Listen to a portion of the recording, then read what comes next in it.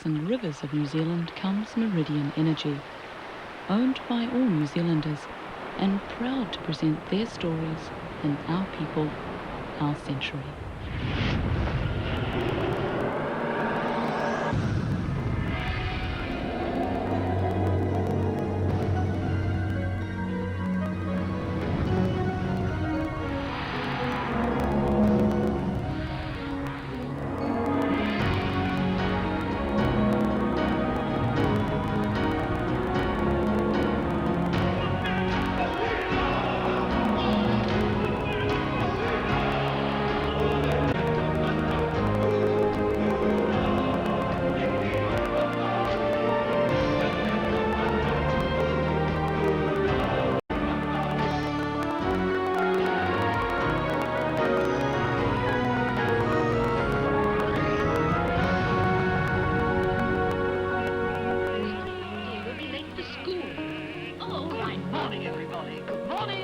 Families, building blocks of the nation. They've changed dramatically over the last 100 years. Once marriage was for life, divorce a disgrace. Yes, what? Families were often large, ruled by fathers as head of the household. Now the roles of men and women have merged. Families have become smaller, more flexible and democratic. Relationships between parents and children have relaxed. Families changed as the moral rules we live by changed. New Zealanders spent much of the 20th century trying to suppress or control sexual behaviour. Now our lives are based on individual preference and lifestyle choice. The McGibbon family. The first generations were stern, puritanical Presbyterians. Discussion of sex was taboo, though there was plenty of proof of its existence, with families of 10 or 12 children. Today, the younger McGibbons make lifestyle choices that would have shocked their ancestors. The Fayens have been West Coasters for 100 years. The coast was a tough man's world, where mates could be more important than wives. Elsie had to put up with a violent marriage while she bore 9 children. Acceptance of divorce has made the lives of her children easier, and premarital pregnancy isn't the disaster it once was. Family life has always been different among Maori. Families are wider and more fluid. There's less humbug about keeping on the straight and narrow. The Kās are a large Ngāti Porou whānau living on the east coast, who merge traditional Maori and modern Pākehā ways. Keri and Wikuki Kā grew up in a family of 12, but both have been reluctant to marry. Keri has many nieces and nephews. In her world, the whole whānau cares for its children. 3 families, a century of changing values, which is overtaken by incredibly diverse ways of being together.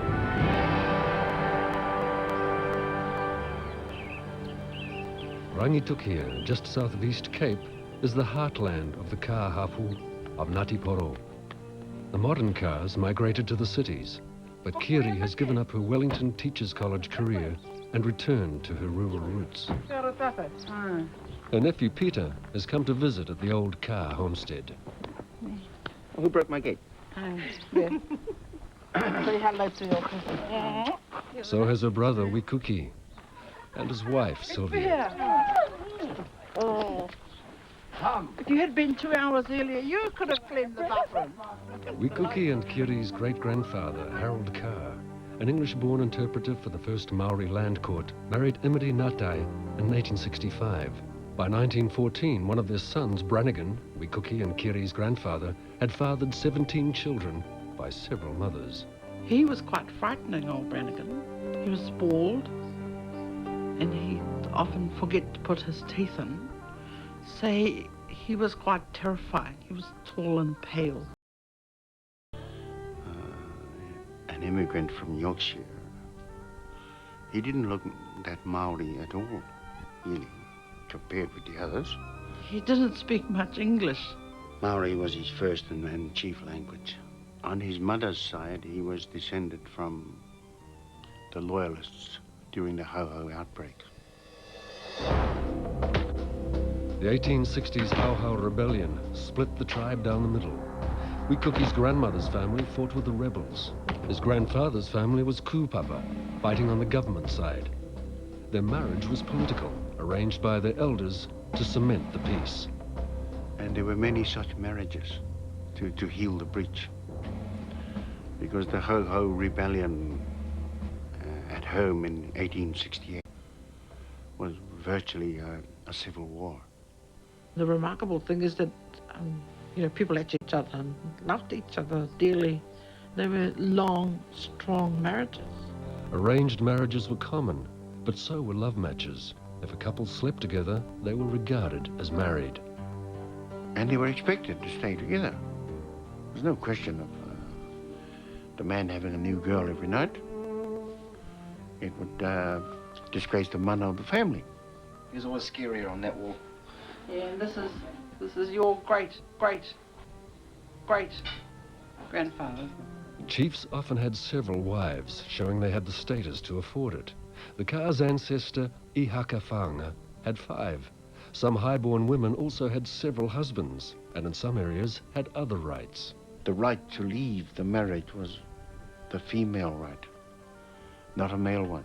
And especially if the woman was from a highborn family. That was her prerogative if she wanted to change husbands. Brannigan's son Tippy, Kerry and Wikuki's father, refused his arranged marriage. His elders betrothed him to a distant relative, but he had given his heart elsewhere. So it turned out, had the woman. She was more interested in some other guy, and he was more interested in some other girl. And it never worked. It was never going to work, because if he didn't object, she would have, Instead, Tippy married his sweetheart Sophie, Hohi of Ngāti Kahungunu. To Brannigan Ka, her new father-in-law, Sophie would always be the foreigner. Grandfather Ka couldn't stand our mother. He used to call her that Purari foreigner. Purari was his version of bloody.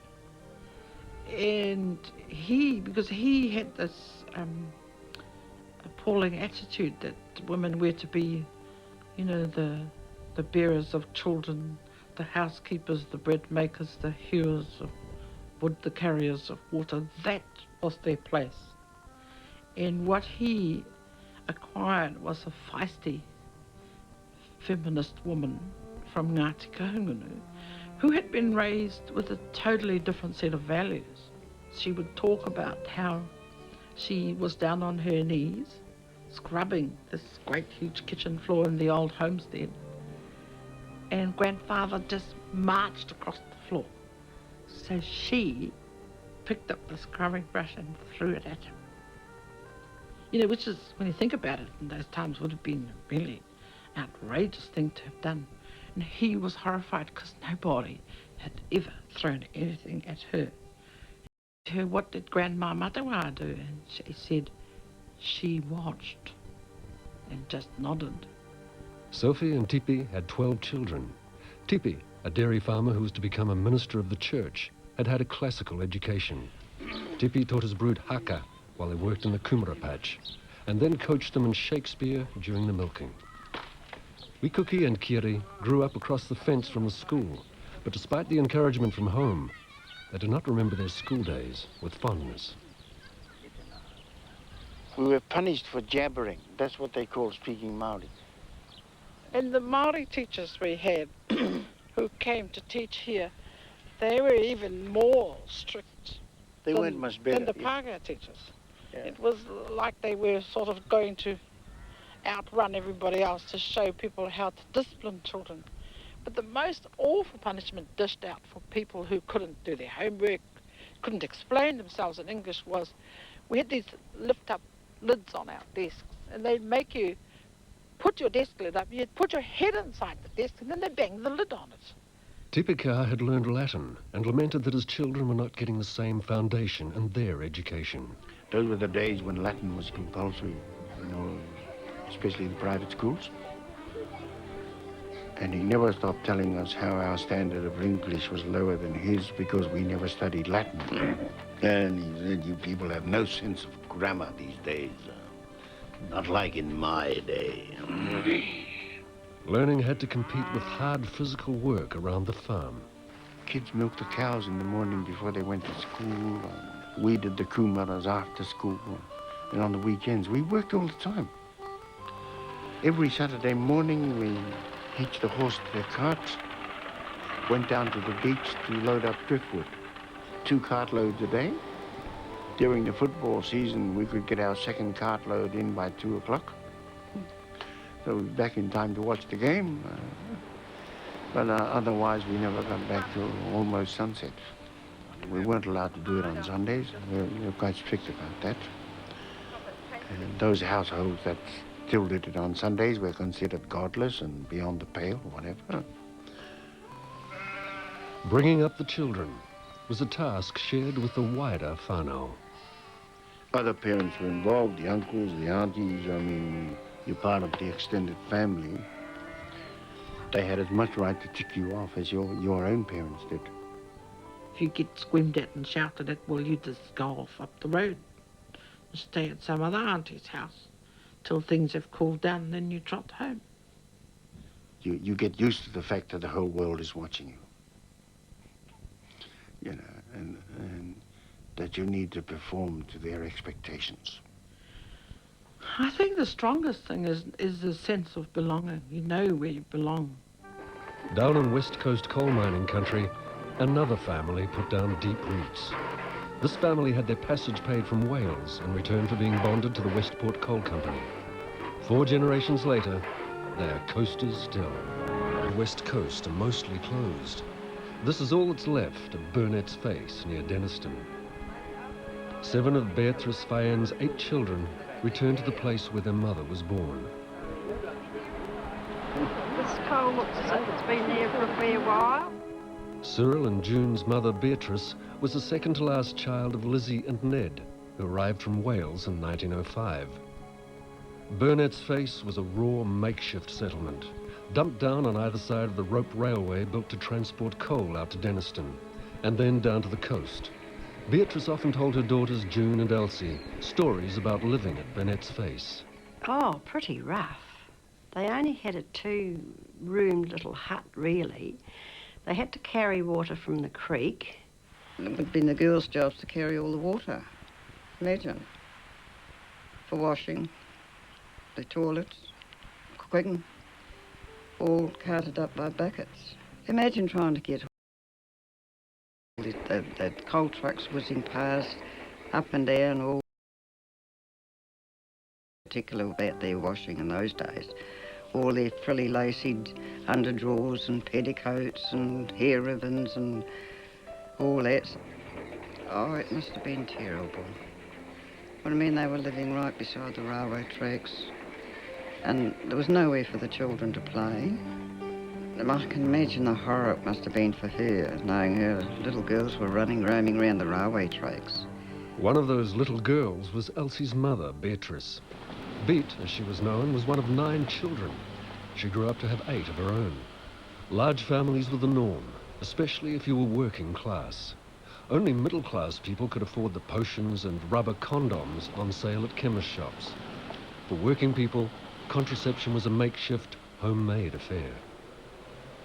This 84-year-old lady, dear lady, and I was talking to her about what happened, you know, and she said, of course, you know, June, there was no contraceptives in those days. And she said, we used a silk hanky. And I thought, well, you know, when I told my girls, well, they, oh, Mum, how could you? Don't be crazy. But yes, that was about it. Beat grew up on the coast and married a coaster, Sonny Fayen, a returned soldier. Sonny got a job with the railways. He was a great family man and would often go to sleep with the latest baby across his chest. Baby slept in bed with Mum and Dad. There was no cot. Babies were in bed until they were old enough to go into bed with the others. And I felt that gave us a tremendous sense of security. But of course the 4 girls slept all in one bed and the 2 boys had a bed. They had to sleep in a single bed together. And but we didn't worry. I mean, if you were in bed at night and you had a bad dream, there was somebody there beside you. The West Coast was a tough man's world, but at home there was never a cross word between Sonny and Beat. Although demonstrations of affection were not the done thing in front of the children. Well, I can remember when Dad was going off to hospital or something one day, and he came and gave Mum a kiss on the cheek in Irish, and Mum, that's the second time we've seen Dad kiss you. You know, it was a big thing. In the Depression years of the 1930s, the Fyans moved to different parts of the country so that Sonny could get work. Everyone in the family had to do their bit to put food on the table. That was growing. And the boys used to go caddying with golf course, and they'd get paid a shilling a day or something like that. And Mum would be waiting at the gate for the shilling. When they come home, she'd hand it over. Well, it was needed. All but one of the Fyan kids left school at 11 or 12 to start their working lives. Children had to grow up fast. June and her sisters had little preparation for the more intimate aspects of boy-girl relations. We just didn't know anything about it, and all my mother said to me once, you know, she said, "Oh, men don't like second-hand goods." That was my sex education, you see. And I walked home with a few boys at odd times, and we'd have a bit of a kiss and a cuddle at the gate. And when I think back now, I was probably a bit naughty because I probably stirred them up a bit, and then I say, "Well, I'm going in now," you know. But totally ignorant of, you know, the emotional thing. June avoided pregnancy, but thinks she was fortunate to get away with it. I mean, I don't know whether I should be saying this, but it was probably just a bit of sheer good luck that we didn't really fully go the whole way, but, you know, once I'd got that entanglement, I felt then that he was the man I was to marry. I have this feeling, it's only my personal opinion, that once a man puts his mark on a woman, you know, to me, that's it. Further south in the Matara Cemetery near Gore lie the ancestors of Bruce McGibbon and his nephew John. The McGibbon family arrived in Dunedin from Scotland in 1849. Retailing was their trade, and they founded stores in Dunedin, Gore and Matara. But the family patriarch, John McGibbon, wanted more from his fellow townspeople than their custom. He was also involved with the Free Church of Scotland, which was a breakaway from the Presbyterian Church, and they had a mission to go out and form a colony in Dunedin. And in fact, they saw themselves as the new Pilgrim Fathers.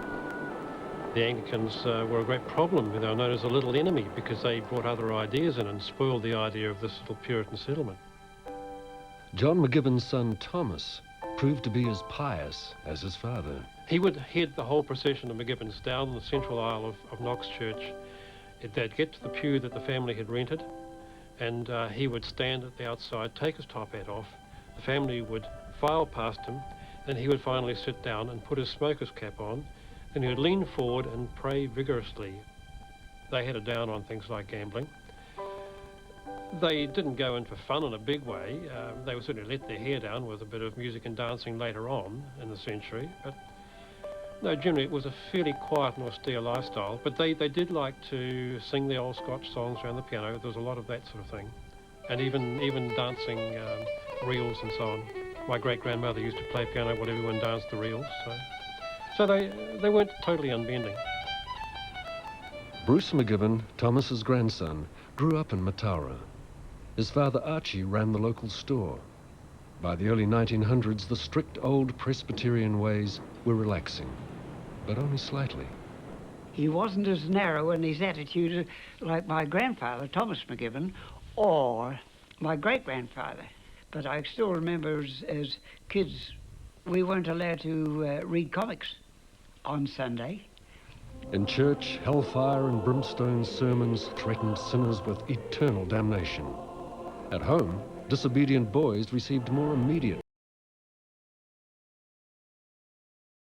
She had a feather duster with a great big long bamboo handle.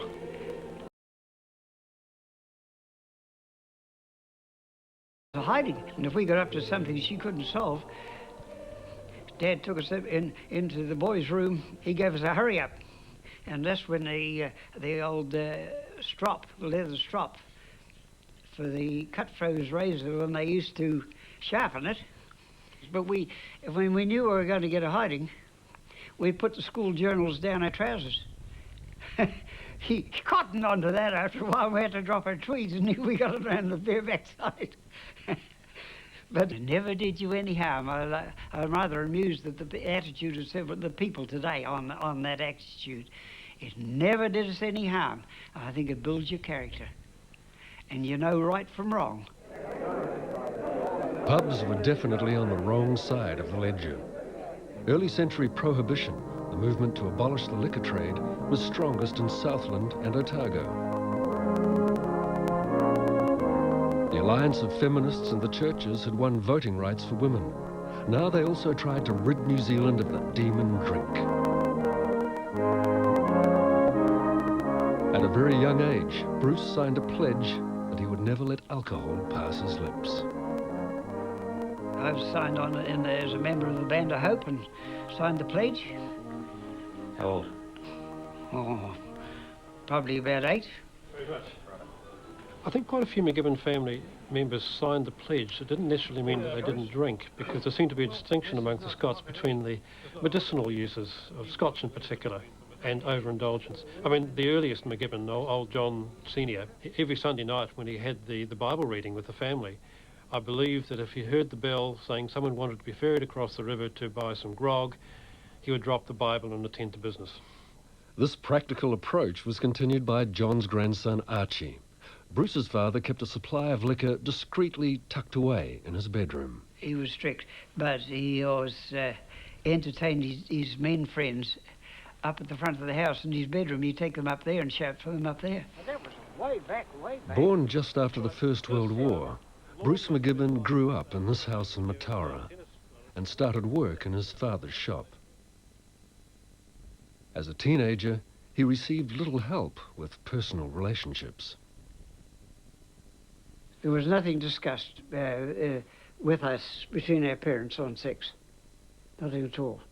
You got it, you learnt it by word of mouth or mixing with other people. Of course, there was no pills or anything like that in those days, but there were the condoms.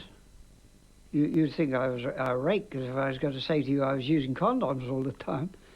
But it was, I think if I remember correctly, there used to be about half a crown for a packet of 4. Even in Puritan Otago, human nature being what it is, experimentation before marriage did happen. Ah, yes, to a degree. You wouldn't go to bed with a woman with the drop of a hat.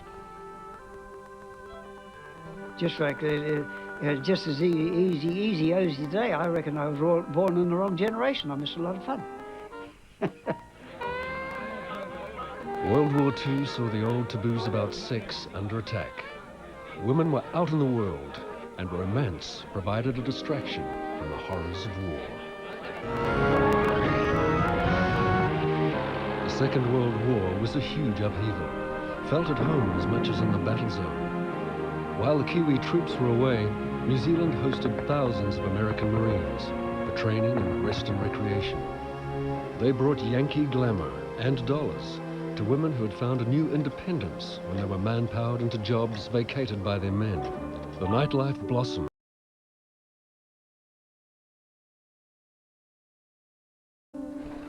The Fayen household was now in Auckland. Sonny, still in his 40s, was dying of Hodgkin's disease. Beatrice started taking in washing from American GIs to bring in money. Daughter Elsie was helping at home, and that's how she met and fell in love with a handsome GI. They were about to get married when Jean was sent off to the Pacific War. It wasn't meant to be, because he was shot in the back. I was a sniper. Yeah. It was really sad. He was a lovely boy, really was. But wasn't meant to be. While Elsie was still grieving for Jean, she was asked out by a Kiwi called Stan Gear. Well, he made sure that night that I missed the last bus and the last train home.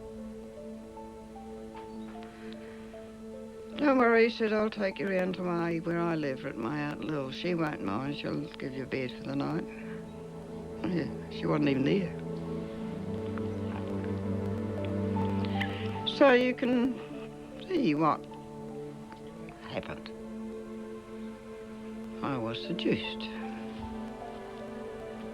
So I went home and I just thought, what do I do now? If I'm pregnant, what's going to happen? I couldn't land that on my mother. And that's how I got married. I lived 17 years with a man I didn't love.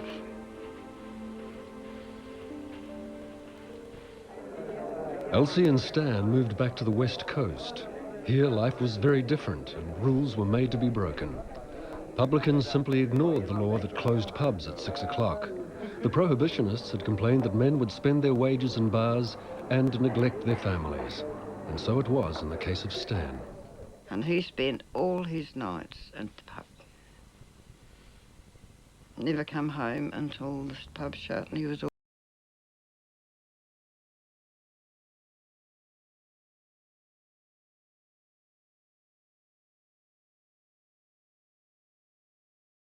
contraception. Elsie had 9 children in 13 years. If Elsie resisted, Stan was violent. if he couldn't get his own way. Trouble is, there was no such thing as a rape of a man's wife in those days. Pity. I could have had a divorce over and over and over and over and over and over again if I had been. Children were expected to provide all the personal fulfillment women needed in the post-war years. There was little understanding of women's sexual needs. As breadwinners, men were the boss in the family, and the law gave men conjugal rights that required women to provide sex no matter what they were feeling. Until 1985, there was no such thing as rape within marriage. That was the olden days concept. A woman's role was just to be submissive to the husband, was not supposed to enjoy it. You weren't a good woman if you enjoyed sex. For Elsie Geer, sex was something to be endured. Only once did she experience pleasure. Once in my whole lifetime, and that was after my mother died. I went into total shock. And I met up with a man in Blenheim. He's a rough diamond, Irishman. But he was somebody I needed at the time. And that's the only time in my life that I ever knew what sex was all about. When Elsie and family moved back to Auckland, Stan continued his heavy drinking. He preferred the all-male world of the bars to home. It was more peaceful when he wasn't home because Stan's violence spilled over onto the children. Well, what finally made me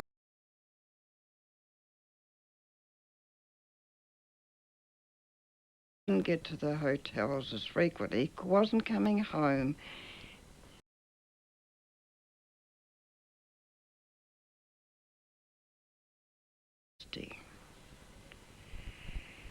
And if I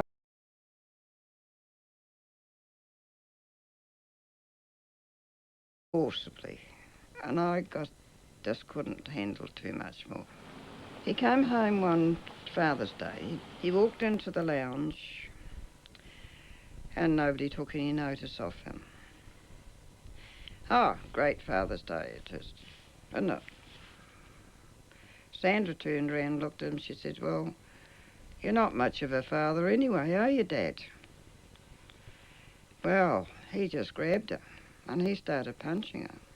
Even though I was his pet, he was the one that he picked on. I was the one he picked on when he'd come home drunk, yeah. And I went and grabbed him by the hair and I tried to pull him off her. He said, he looked up, he said, the more you hurt me, the more I'll hurt you. And I had to let him go. And he started punching me and he wouldn't stop. Of course, when Mum come in, she got on the back of him and he just said, the more you hit me and hurt me, the more I'll hurt her.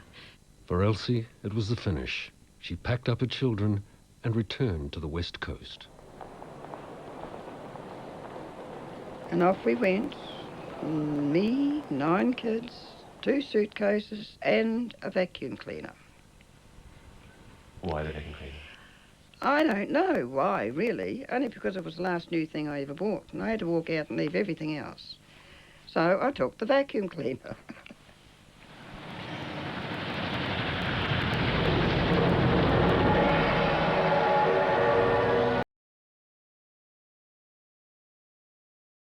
McGibbon, his relationship with his father, Bunty, was almost formal. My dad was a bit austere. He was a very shy man, really. That relationship wasn't helped by his father being his teacher at school. I certainly got strapped by my father on many occasions at Ardgowan School. Well, I didn't enjoy being strapped by Dad at all, and I doubt very much whether Dad enjoyed strapping me too, and there was a bit of this, so this is hurting you more than it's hurting me more than it's hurting you, son. But I think it was embarrassing for both of us, but my father felt he didn't want to appear as though I was a teacher's pet. Kiwi men felt most comfortable around their mates, and they avoided talking about deeply felt emotions. I certainly never heard my father talk on any emotional level about what he felt about anything. It didn't even really extend to showing a direct, overt affection to either my mother or we as children. At the same time, he wasn't totally distant, and we always knew we had his support. So we knew, and I guess in behind that, there was a feeling there was love in behind the whole thing, but it wasn't worn on the sleeve. I think that had some effects on me when I became an adult, because I find it hard to be overtly emotional with other people, or okay in private, but certainly in terms of public displays of affection and emotion on things, yes, I think I've got a bit of a monkey on my shoulder from those days. As far as family planning and my parents was concerned, it was something that was never discussed. However, I know that they used condoms because every so often we children would crawl under the bed and find these used condoms and wonder what the hell they were, so which caused great embarrassment to our parents. So I happen to know that they used condoms. In the mid-1960s, jazz was the cool thing to do. John was at varsity in provincial Palmerston North and playing in a jazz band when he met Liz. When I first saw her, I thought she was a mighty fine-looking woman, and I liked the look of her. I got to talk to her and found we got on very well. We were always very comfortable. It wasn't very long before we found that there was a physical attraction as well. I very much intended to get married and have children. In fact, it was my ambition. And probably I was at university to get a more interesting sort of bloke.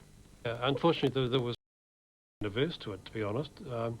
But it was marriage or nothing, and particularly her parents would never have tolerated a situation where we lived together at all. I mean, they had no idea what we were getting up to anyway, I don't think, and in fact it could have been quite dangerous if her father had found out. In the late 1960s, a tidal wave of social change began to sweep through the Western world. Every dearly held social value was up for scrutiny. Make love, not war, was the slogan of a generation, and the pill made it possible. The first time women could have sex without fear. Liz and John were already married when the free love revolution arrived, and they were ready to try the new form of contraception. The medical profession was not so welcoming. I'd certainly discussed the pill with the doctor, and this doctor was not a Catholic, but he got very harumphy about it and felt even then that it was the husband's business to look after the wife and any children that may have come along. The pill revolutionized people's lives. I think it probably revolutionized the lives of an awful lot more men.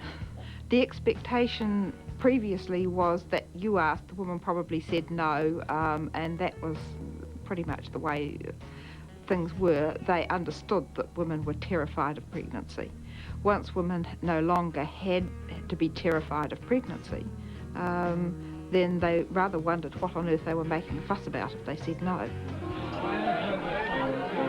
Although sex between men and women became easier, men found it harder to accept other changes to their domestic roles. I guess in those early days I was a pretty unliberated male. Looking back on it, probably still am to some extent. You can't shake these things off entirely. But No, Liz was the one who was home, and she would have done most of the housework. I ever cleaned the loo. Many men found adjusting to feminism difficult, but not wee Cookie Carr. He was comfortable going with the flow. You had to watch how you talked, for one thing. It's just really no different from your partner being converted to a different church. Suddenly, maybe you can't swear anymore. You can't use JC's name in vain anymore, you know.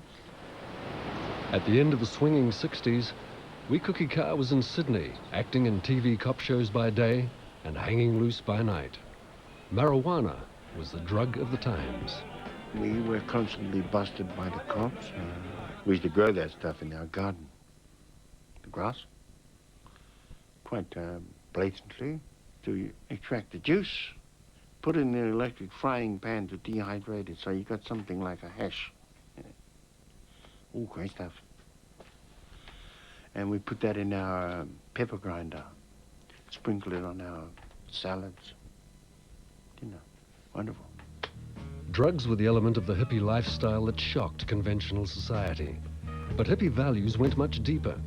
The hippies sought a simpler way of life, rejecting the traditional family in favor of communal living. Their so-called counterculture had much in common with the Maori way of life. When I drifted into the flower power scene, and then later what they called counterculture, I found that highly offensive because I always felt they were talking about my culture. We don't call it a counterculture, this tradition of sharing and, you know, being... Now, hua manu is the PC Māori for eggs, but there's a transliteration for eggs. For wee Cookie's sister Kerry, who had watched her mother exhaust herself raising 12 children, feminism meant she could choose a career in teaching, and boyfriends her mother didn't approve of. Don't come home with a baka and don't come home with a Catholic. And one summer I came home with a failed priest. But for me, a permanent relationship was never an option. Because I wanted to do other things. I wanted the freedom to choose to write, to join committees, and because the feminist movement was sweeping through, you didn't necessarily have to be part of a relationship to be of worth. That's always been at the back of my mind. I wanted to be free to do other things. If you want to be really PC and use posh Māori, have hua rākau. Coast, Elsie Fayen and her 9 children were struggling with poverty and prejudice. It began in this house, several miles outside Westport. In 1960, Elsie was 35, and there was no domestic purposes benefit, only the family benefit to feed and clothe 9 children. She took out a maintenance order against Stan, but his checks didn't always arrive. I always made sure I had plenty of flour, baking powder, golden syrup and tomato sauce in the cupboards. And if the cheque didn't arrive by lunchtime Friday, out would come the flour, whip up a big batch of fried scones, which luckily my kids all liked. So it was either fried scones with golden syrup or fried scones with tomato sauce. My poor old mother, she'd get bills. We had to go down to the shop and get the bread and bits and pieces from Pat O'Day's shop. He'd give me a bill and I'd take it home and my mum would put it straight in the fire. The boys used to go to bed fully clothed because as they took them off, they may not find them next morning. Somebody else might have took them off. See? First up, best dressed. Yeah, my big wedding day. Biggest mistake of my life. As a teenager, Sandra's sister Lynn blamed her mother for having to go without. I can remember in later years mother having a lot of conflict because we would ask for money to go to the movies or to go to the swimming bars, etc. And she just didn't have the money to give us. But we didn't understand, of course, that she didn't have the money to give, and we would become, I myself would be very, very angry with her. I'm dyslexic, and I think a lot of that was because of the fighting and the things that happened around me. And see, Mum didn't really have a lot of time to spend with us older ones, because she had so many other little ones to look after as well, and I just found that we just sort of come along, rolled along through life, and I felt as if I'd been left out, you know, quite a lot of places in my life, yeah. It wasn't on to be a solo parent in those days. You were really, really looked down on. And it even branched onto my children. A lot of the neighbourhood's children were not allowed to play with those gear kids. Even now, you know, we can be out and about somewhere and somebody will say, oh, you're not a part of that gear family, are you? Yeah. We were known as the poor, the gears, the poor people. Elsie could not talk easily to her daughters about intimate matters. But teenagers were hearing new ideas about sexual freedom, and the gear girls, like everyone else, were experimenting. I hate to say before marriage, but everybody did in those days. You just were careful, very careful. You just didn't do everything.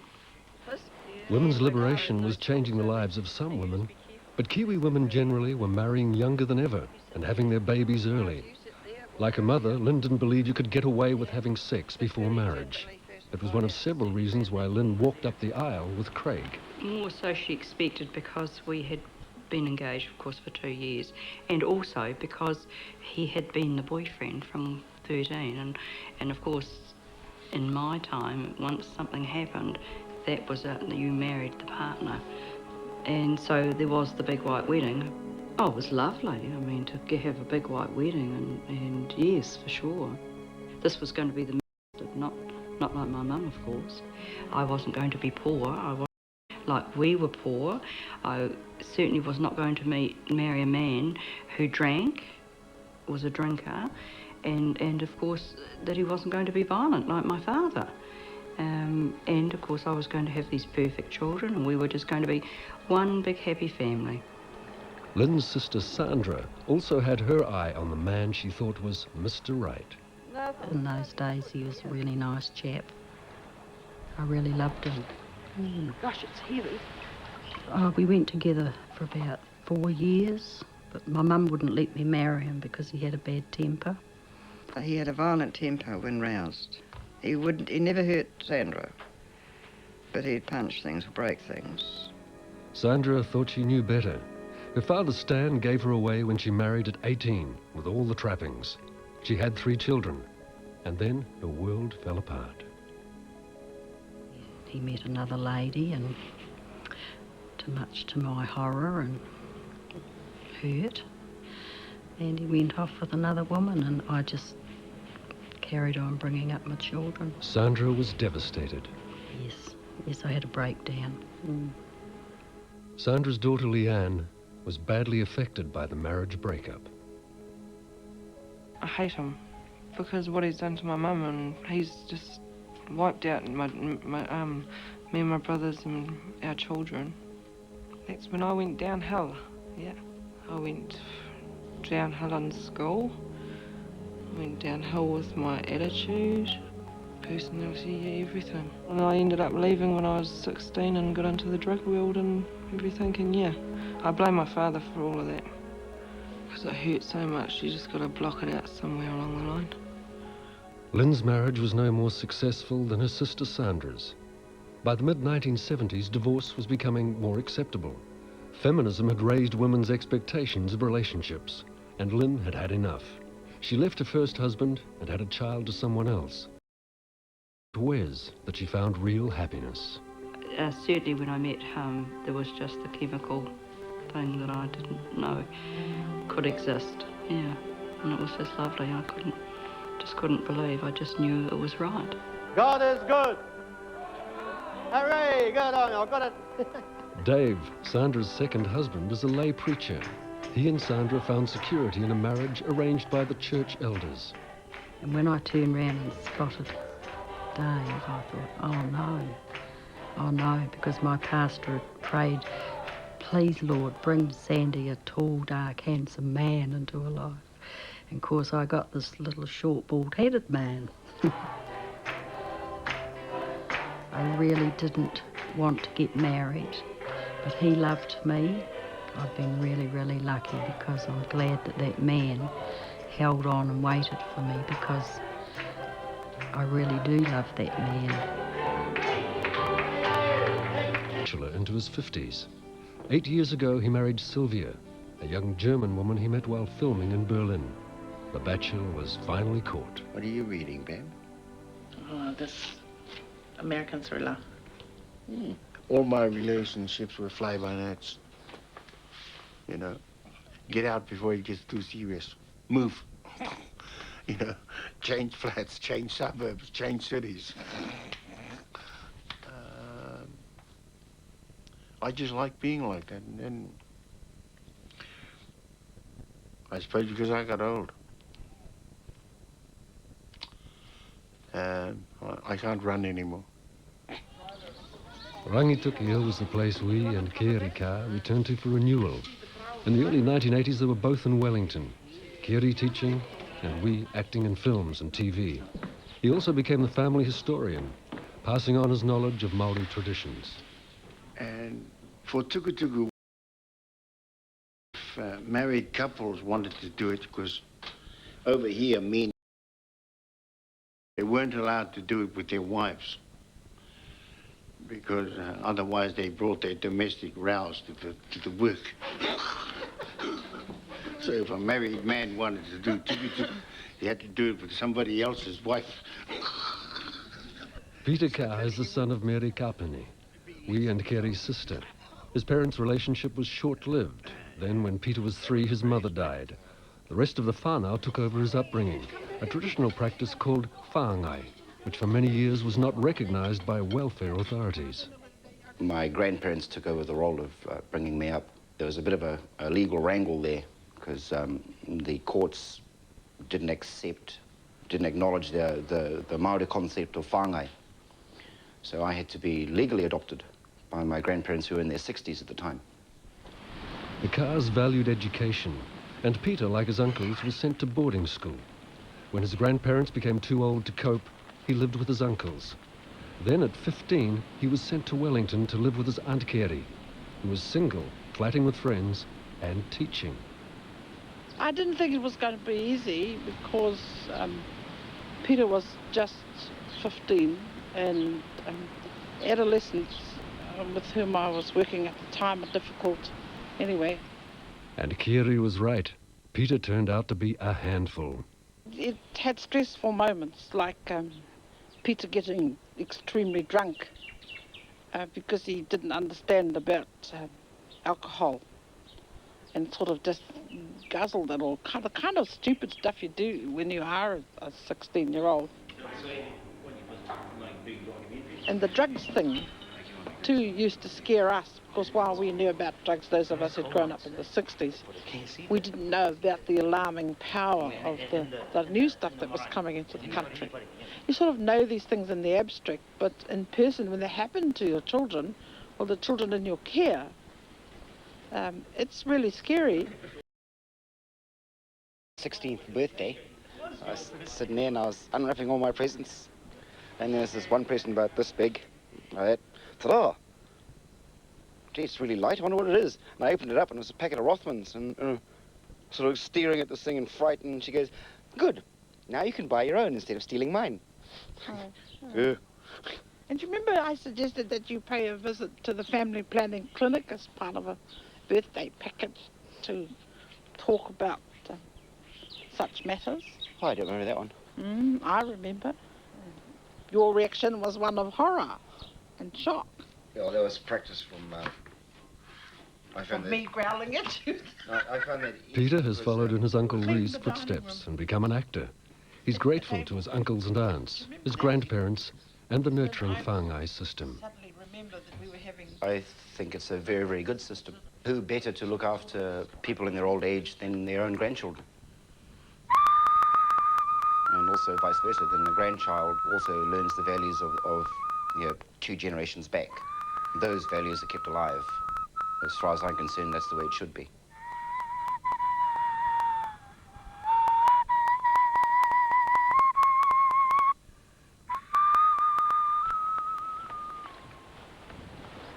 Kerry also wants to keep the old values alive in her own way.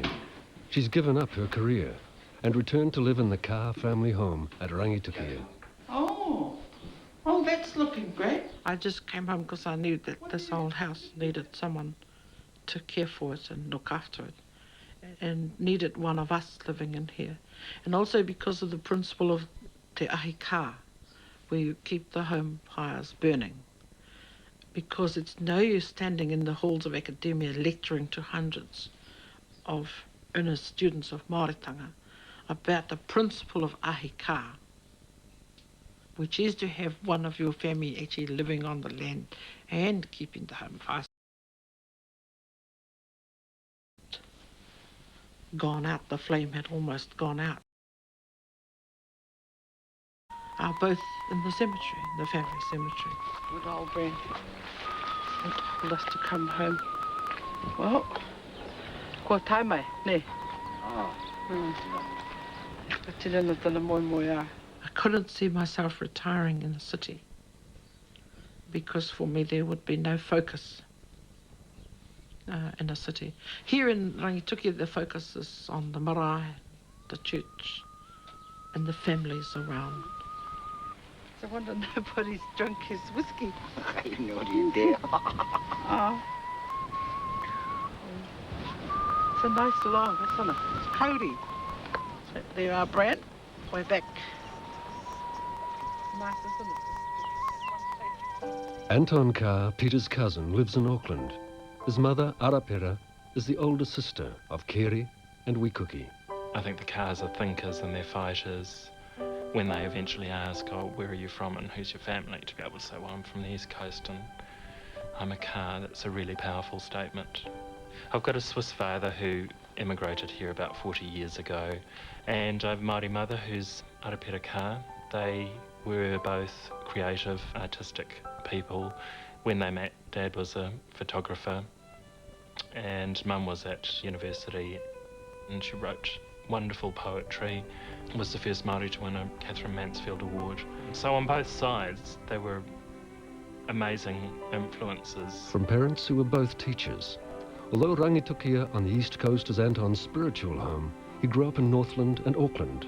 He felt different from other kids. There isn't a moment when I wasn't aware of the fact that I liked men, and that's as early as sort of 5 and 6, of being aware that I would watch men and watch boys. By the time I got to teenage years, it was abundantly clear that for me, in my mind, that I was physically attracted to men. It took me a long time to resolve. 25. When Anton was growing up in the 70s, hero parades were unheard of. Although there was a gay liberation movement, and tried to fit in to straight society. Growing up as a gay teenager was difficult, and it was something that I couldn't resolve. I wanted to be the same as everybody else, which is really normal adolescent behaviour. I wanted to be the same and I wanted to fit in. And and then I became a born-again Christian in my late teens, and that was my way of, I probably didn't see it at the time, but that was my way of trying to become normal. And I mean, there's absolutely nothing normal about being a born-again Christian, but what it did give me a place to hide and kind of avoid dealing with that issue. Anton's first sexual experience was loaded with guilt. His second was much more positive and sealed his future. Like, I had been told for ages that, you know, being gay is unnatural.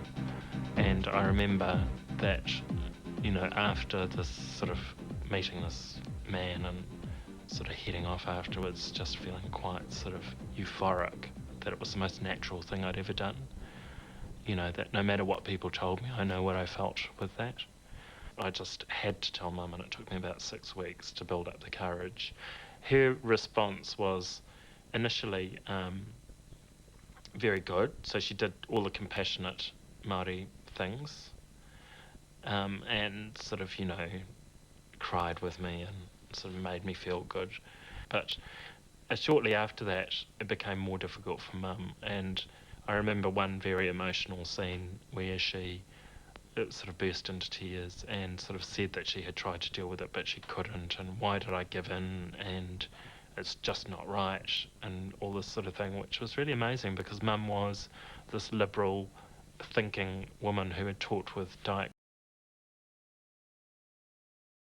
family. There was an enormous amount of grief, and a lot of that grief was over the fact that it was highly unlikely that I would procreate, and that's another thing I discovered is that, you know, the most important thing you can give the whānau is the mokopuna, and they get very excited about that, and the thought of, you know, me not procreating was just devastating for Mum. But it was a real learning curve for me in terms of being Māori, and I think it's a very different dynamic if you're gay and Māori, because there is that whole sense of there's a whole whānau that you take with you. In the 1990s, being gay is far more accepted, and gay couples even feature in television ads. Although for Anton, the single life holds more attraction. Being single is definitely an option nowadays, and I enjoy it. I mean, in saying that, you know, I haven't had sort of suitors bashing my door down, wanting to sort of set up home with me, but you know, I must say that most relationships I see, even the good ones, seem to be incredibly hard work, and I'd need to be convinced that it was worthwhile before I kind of made that step. Changed sexual attitudes had also overtaken the McGibbon family. John and Liz have accepted behaviour from their children that would have brought down the wrath of their own parents. John and Liz McGibbon have relaxed, close relationships with their 3 sons and daughter, Suzanne. She's a very good friend of mine. Yeah, I would tell my mum more than I would probably tell my best friend. Well, I guess my mum is my best friend. I speak to her, go to her for advice, just enjoy talking to her. I guess in general we were pretty laid back with the kids. I mean, I think we trusted them to a fair degree, and trusted that they had a fair amount of common sense, and we knew that if we started to push them in ways too hard, they would probably rebel and be far worse than they ever appeared to be anyways. The leather strap was banished in the McGibbon household. Go to your room. Yeah, that was generally it. There may have been, you know, go to your room without your dinner would be the most vicious, but yeah, no hardcore smacking or anything like that. We certainly didn't belong to the never smack a child. We used time out, I suppose, to a certain extent. Please go and stay out of my sight for a little while till I've got control of myself. I didn't have curfews. I didn't have, you know, parents constantly asking where I've been going, what I've been doing. I guess I was determined not to ever hound them and hover over them as I felt that I had been. My mother gave me a book on you know, puberty, female puberty, and I mean, I can remember my dad saying things like, oh, you know, when you're a child, you go, oh, sex, yucky. Your dad would say something like, oh, you might enjoy it one day, or you know, he'd say something really flippant like that, so that it wasn't a secret, it wasn't, you know, don't talk about that kind of thing. He'd just say a flippant comment that fitted in, but didn't lead to anything, didn't stop there either.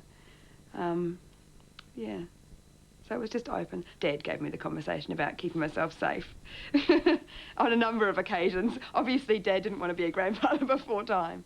But at one stage, when it looked like she was in a very serious relationship with a boy, in fact, I did actually hand her some condoms. I said, if you are going to do it, make sure you're protected. And I quickly grabbed them and threw them in my drawer and pretended he hadn't done it, and then took them out later. And I felt a little bit funny about doing it, but no, I had no great problems at all. I mean, by that stage, the condom culture was in. It was acceptable to talk about condoms, and probably wasn't all that usual for fathers to give them to daughters, but I thought it seemed to be the reasonable thing to do at the time. Rather have a bit of embarrassment than have her pregnant. By the 1980s, parental control of teenage behaviour was being challenged by peer pressure. There would be more pressure than probably would have been to get Maureen drunk. The two often went together, you know, at parties and things, but yeah. The pressure was definitely from, you know, from girls, yeah. And I think it was an example of, you know, how cool are you? What social group are you in? Yeah, how popular are you? Because it was, I mean, it wasn't just a matter, I don't think, in high school of just going out with somebody. It was also whether you're having sex with them. Sue's initiation happened when she was in her late teens, but it wasn't a big deal. What, when I first had sex? 17. Mum and Dad might not know that, so I guess they will soon. Yeah. I mean, there's such a build-up when you're growing up that, you know, you've got to get it out the way. Compared with some of her peers, Sue's first experience was late. The third form age, fourth form age, you could, you know, you could brand people that were spouting that they'd had sex sluts. You know. And we, in my group, we probably would, because we'd be interested in it, but not quite emotionally ready to do it. So we probably would consider people that were, you know, doing it. But more than doing it, open about it, sluts, yeah. But then you sort of hit the sixth form age, and it all of a sudden changes. You know, you're not a slut anymore, you're actually quite cool. The Gears had experienced mixed success at marriage, but even so, it remained a goal handed down through the generations. Lynn taught Lisa, the daughter she had with her first husband, Craig, the traditional customs of marriage. My mum sort of inbred into us girls that you had to have a glory box for when you get married, so that you've got lots of nice goodies. And I can remember at the age of 10 getting a kitchen whiz for my birthday, thinking, shit, what is this? All my friends are getting clothes and makeup and things like that. And I got a kitchen whiz and an egg beater to put in my glory box. Lisa joined the Navy as a nurse, had a wonderful time on her OE, and then she met Andrew. Well, I reckon she seduced me. He probably says I seduced him, but he seduced me. When Lisa walked down the aisle, she did it her way, by having 2 escorts. She had good relationships with both Craig, her natural father, and Wes, her stepfather. I thought they could both give me away, and that was really special. Yeah, it really meant a lot, and I think it meant a lot to Wes as well, to think that he treats us as his daughters, and I think, well, I needed to treat him as my father as well. Yeah. While marriage is no longer expected of couples, it is still popular, although the timing is a matter of personal choice. We'd been living together for quite some time when we got married. We'd been living together for about 3 years. And I think that's just that extra sort of commitment to each other. Tradition? I mean, they say it's only a certificate, but then again, it sort of cements your relationship as well. And at the wedding breakfast, the groom announces that the bride is pregnant. We planned we'd want to have children, but hopefully after the wedding, but it happened before, so yeah, that was fine. Sort of pregnancy before marriage is nothing now. It doesn't really matter whether you've got a piece of paper to say that the baby's legitimate. I mean, he's still a baby and he's still, yeah, our son. My mum and everything thought it was fantastic, but my grandmother found it very difficult. Yeah, I think in her generation it's frowned upon to be pregnant when you get married. What was the head circumference? 35 centimetres. Baby Jared arrived to the great delight of his assembled family, including grandmas and great-grandmas. Father Andrew caught it all on camera. He's had a hands-on role ever since. I think we very much share the roles around the home. Like, we both do the cleaning and stuff like that. I think that was really good when I met Andrew, that he knew how to clean. No, he does a lot for Jared. I eat the meals because he says I'm a better cook than him. But he does cook sometimes. In the 1990s, sexual experimentation stretched the old boundaries. Sue McGibbon, like many of her generation, was exploring relations with men on her own terms. If you meet somebody at a pub, you tend to go home with them. You know, if you've been drinking, you know, you've met them, you're obviously chatting each other up. You do often, you know, tend to go home with them. I have had one-night stands, and I'm comfortable with them in terms of, I felt like doing it at the time, but in retrospect, I kind of think, well, it wasn't actually the best idea. because it's not safe. I've always been really pedantic about using condoms, so I personally was safe at the time, but nothing's ever 100% safe. So, yeah, I do think in this day and age, you need to be a lot more careful than probably I and my friends have been. Things changed when Sue met Paulo, a Portuguese, in a London pub. We just hung out as friends for a long time. For a couple of months, we were pretty much just friends. This courtship occurred at a more measured pace. 6 weeks passed before Sue and Paulo slept together. That was all his choice, not mine. He claims he couldn't read me. I mean, it ended up being an ongoing joke with my flatmate and I. You know, every time I came home, she'd ask for the lowdown, and I'd go, well, there's no lowdown to give you. And, I mean, it ended up being just an ongoing joke, and it's an ongoing joke between the three of us, still. This proper courtship that we had. Yeah, because I'd never had a proper courtship before. Well, now my daughter, Susanna, and Paulo, her fiancé, have been living together now for the best part of 3 or 4 years, and that doesn't worry me one little bit. I think that I would prefer that they not live together first. Certainly, John seems to think that, you know, a bit of a trial is a good idea to see if you get on well. It wasn't particularly my opinion, and I made my opinion known, but that was her choice, and I certainly wasn't going to come over all moral about it.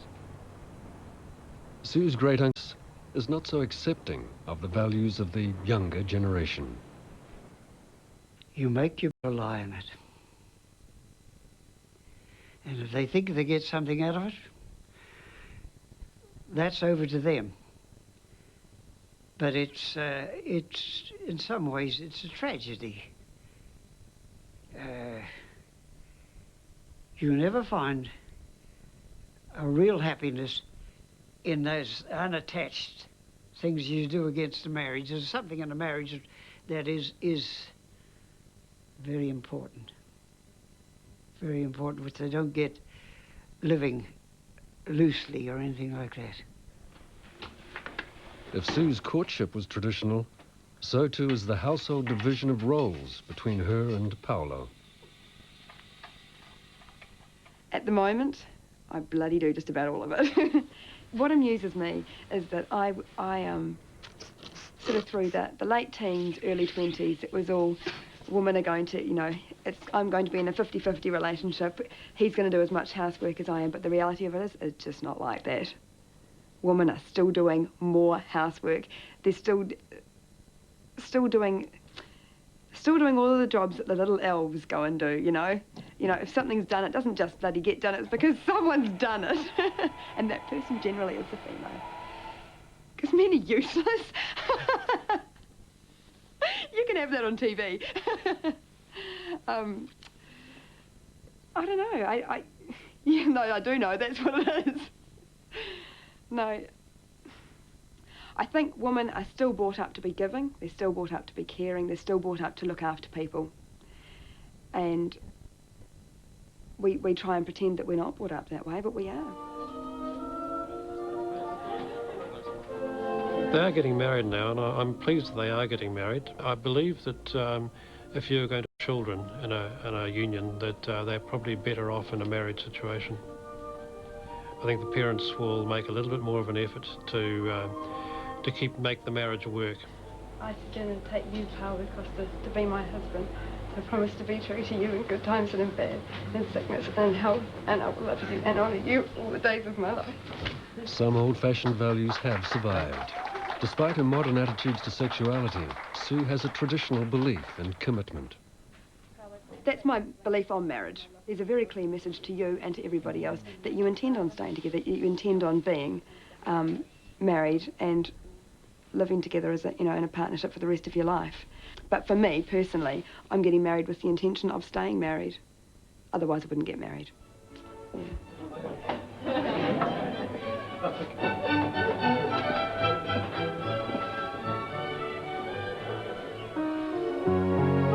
New Zealand families have changed dramatically over the last 100 years. There's more diversity and more tolerance of different kinds of relationships. In some ways, Pākehā families have become more like Maori families. They've relaxed, although the obligations are still there. Traditions that have survived have done so because they work, not because people must conform to a rigid moral code. As we move into the 21st century, the family, and all its rich variety, has survived because for all its complications, it offers love, support, and a place to stand in the world.